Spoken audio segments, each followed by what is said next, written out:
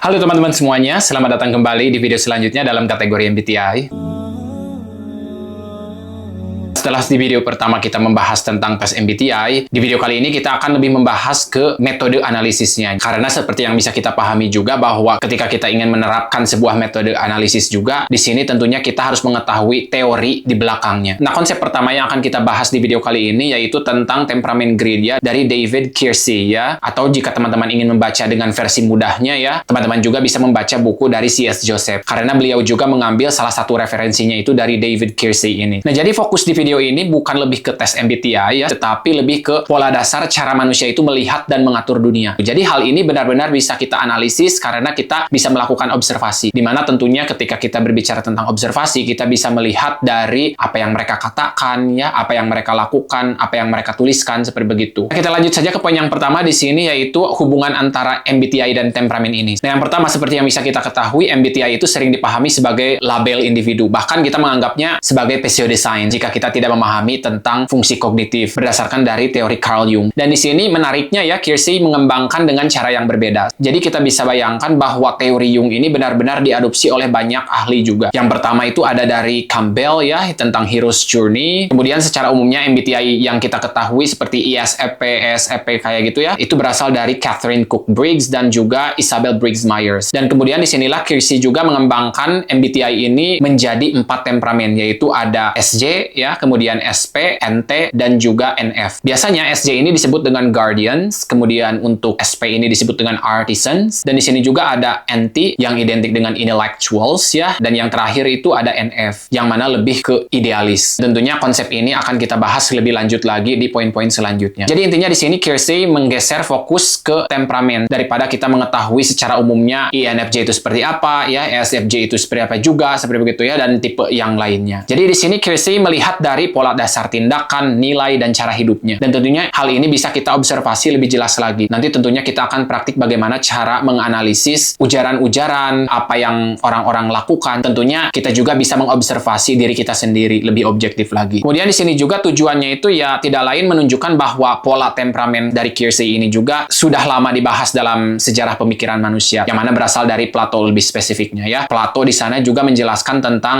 social classes. Jadi Plato membagi kelas sosial ini menjadi 3 secara keseluruhan seperti begitu ya. Yang pertama itu ada rulers, philosopher, kings, kemudian ada juga auxiliaries, warriors, dan kemudian yang terakhir di sini ada producers atau artisans and workers. Dan tentunya jika kita terapkan konsep temperamen dari Keirsey ini, untuk rulers atau philosopher ini lebih ke NT ya. Kemudian untuk kelas auxiliaries atau warriors di sini itu lebih ke SJ, dan kelas yang terakhir di sini itu ada producers atau artisans ya, yakni SP. Kemudian bagaimana dengan NF ya? NF ini lebih ke idealis, yang mana untuk NF ini Keirsey mengambil istilahnya dari mitologi ya, yakni Apollo. Jadi istilah Apollo ini sudah ada dari dulu juga, kemudian dipopulerkan oleh Nietzsche di sini ya. Untuk istilah Apollo atau Apollonian ini lebih identik dengan orientasi nilai dan makna. Nah, kita lanjut lagi ke poin berikutnya di sini, apa itu temperamen grid sebenarnya ya. Yang pertama di sini temperamen grid itu membagi manusia ke dalam 4 kelompok besar ya. Ada tipe kepribadian SJ, SP, NT, dan NF. Terus di sini juga menurut C.S. Joseph itu beliau mengatakan bahwa untuk SJ ini memang tipe kepribadian yang paling umum, sekitar 40% dari populasi keseluruhan. Kemudian untuk SP hanya 30% dan NT, NF di sini hanya 15%. Jadi yang paling sedikit itu NT dan NF. Yang perlu kita ketahui juga di sini bahwa pembagian ini bukan hierarki tetapi perbedaan orientasi hidup. Jadi walaupun tadi misalnya sudah dijelaskan tentang kelas sosial, bukan berarti kita menempatkan orang itu berdasarkan kelas sosialnya seperti begitu ya, terutama dalam pemikirannya. Tetapi di sini kita mencoba memahami kecenderungan orang tersebut lebih ke mana. Dan tentunya jika kita berbicara tentang kelas sosial ini bukan dilihat dari hierarkinya juga, tetapi lebih ke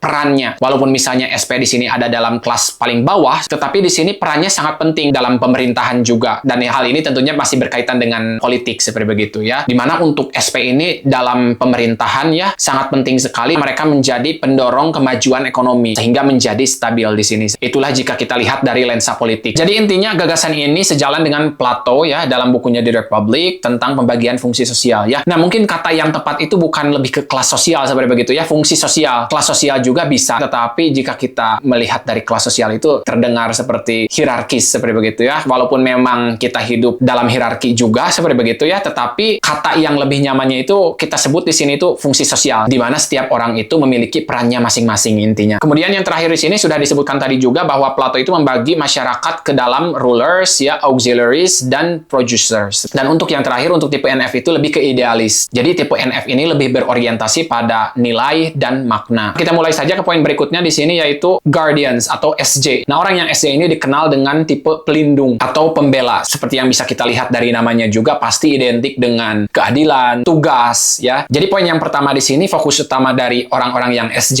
ini, mereka lebih mengutamakan kestabilan, aturan, dan tanggung jawab. Tentunya tipe kepribadian yang lainnya juga masih sadar terhadap tanggung jawab, tugas seperti begitu ya, tetapi di sini yang menjadi penekanan utamanya. Dalam buku Plato ya, The Republic, untuk tipe guardian ini lebih ke auxiliaries atau fungsi sosial yang kedua, atau nama lainnya juga masih dalam bahasa Inggris ya, warriors. Jadi tugas fungsi sosial auxiliaries ini menjaga hukum ya, tradisi, keamanan kota. Kita membahas sedikit tentang politik juga kayak gitu ya. Jadi mereka tidak memerintah langsung, tetapi menopang kekuasaan. Di kelas yang paling atas kita masih punya raja, tetapi di bawah raja juga di sini ternyata ada yang menopang kekuasaan, yaitu oleh guardians ini. Cara pandangnya di sini itu lebih mendukung struktur yang tertib seperti begitu. Jadi bayangkan saja jika dalam suatu pemerintahan guardians ini lebih ke polisi, kemudian lebih ke beberapa kaum elit juga, yang mana tentunya mempengaruhi pemerintahan ini juga. Nah, menurut C.S. Joseph ya, yang terakhir di sini, dalam skala sosial kecenderungan ini bisa mengarah pada pola oligarki, di mana seperti yang sudah disebutkan sebelumnya, beberapa kaum elit yang memegang kekuasaan. Kita lanjut sekarang ke artisan atau SP di sini ya, di mana yang menjadi fokus utama untuk artisans ini tindakan ya, keterampilan dan kebebasan bergerak. Nah, jadi dalam bukunya Plato juga di sini, ini yang paling dekat dengan producers. Mereka lah yang menggerakkan ekonomi dan kehidupan sehari-hari. Cara pandang mereka itu kurang cocok dengan aturan yang kaku. Jadi mereka itu menyukai kebebasan. Nah, dalam bentuk yang ekstrimnya juga di sini, kecenderungan ini lebih mendekati semangat anarki. Jadi orang-orang ini lebih ke rebelling juga. Tetapi perlu kita ketahui juga sisi positifnya, mereka itu menjadi penggerak ekonomi. Mereka sangat dibutuhkan. Kalau tidak ada mereka, intinya siapa yang akan take action. Jadi sangatlah penting fungsi sosial dari SP ini. Kita lanjut lagi di sini ke intellectuals atau NT di sini. Yang menjadi fokus utama orang yang NT ini pengetahuan ya, logika dan sistem. Nah, dalam buku The Republic ya dari Plato, tipe ini paling dekat dengan peran rulers. Lebih jelasnya juga di sini Plato menyebut mereka sebagai philosopher kings, di mana legitimasi atau keabsahan kekuasaan itu datang dari rasio dan pengetahuan. Jadi cara pandang orang-orang yang NT ini, mereka lebih menekankan pada kendali berbasis keahlian. Jadi dalam skala sosial, kecenderungan ini bisa mengarah pada autokrasi. Seperti yang kita bisa pahami dari NT ini, mereka lebih suka mengendalikannya sendiri. Jadi disinilah lebih mengarah pada autokrasi, di mana kekuasaan itu dipegang oleh satu orang mutlak. Kita lanjut saja ke tipe yang terakhir di sini, yaitu tipe NF, di mana tipe NF ini biasa disebut dengan tipe idealis. Sebenarnya tipe idealis ini tidak disebutkan oleh Plato tersebut, tetapi secara tidak langsung sudah ada. Oleh karena itu, Keirsey di sini menyebutnya dengan tradisi Apollonian untuk menggambarkan orientasi NF ini, di mana istilah Apollonian ini dipopulerkan oleh Nietzsche ya dalam bukunya itu yang berjudul The Birth of Tragedy. Jadi di sini Nietzsche memakai istilah ini untuk membahas kecenderungan manusia pada ideal dan keteraturan. Jadi kalau kita bayangkan sebenarnya ada di sana, tetapi lebih ke makna ya, kolektivisme. Bayangkan saja jika SP, SJ dan NT sudah ada, maka di sini jika kita menghilangkan makna, kolektivisme, harmonis, hal ekstrim yang akan terjadi di sini yaitu kelas sosial tadi. Jadi disinilah mereka orang yang NF ini membawa keidealisannya, memberikan keharmonisan, kesatuan dalam sebuah kelompok atau dalam skala besarnya itu pemerintahan di sini. Jadi intinya jika kita lihat secara keseluruhan, keempat tipe ini membutuhkan satu sama lain dengan perannya masing-masing. Jadi intinya peran untuk NF ini memberi arah nilai dan visi moral dalam masyarakat. Karena percuma saja jika kita sudah mengetahui hierarki yang ketiga tersebut, tetapi kita tidak memahami apa itu moral, maka yang akan terjadi di sini, orang-orang SP di sini akan melakukan hal sesukanya, orang SJ juga di sini mereka akan menikmati pangkatnya, dan tentunya orang yang teratas NT di sini,